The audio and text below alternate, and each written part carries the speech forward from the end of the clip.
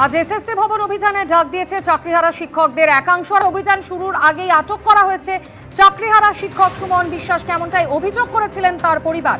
আর এবার চন্দননগর কমিশনারেটের পুলিশ সূত্রে জানা যাচ্ছে আদি সপ্তগ্রাম স্টেশন থেকে আটক করা হয়েছে সুমন বিশ্বাসকে, জানালো চন্দননগর কমিশনারেটের পুলিশ। এই বিষয় নিয়ে আরো বিস্তারিত জানতে সরাসরি কথা বলে নেব, আমাদের সঙ্গে রয়েছেন প্রতিনিধি হিন্দল দে। হিন্দল, চন্দননগর কমিশনারেটের পুলিশ সূত্রে কি জানা যাচ্ছে, কি কারণে আটক করা হয়েছে সুমন বিশ্বাসকে, কি অভিযোগ তার বিরুদ্ধে?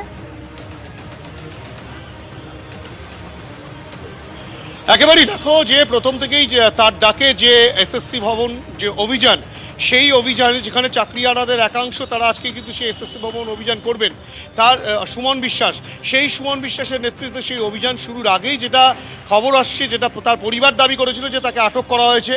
এবং পরবর্তী ক্ষেত্রে কিছুক্ষণ আগে পুলিশ সূত্রে যেটা জানা গেছে যে চন্দননগর পুলিশ কমিশনারেট এলাকা থেকে সেই সুমন বিশ্বাসকে কিন্তু আটক করা হয়েছে।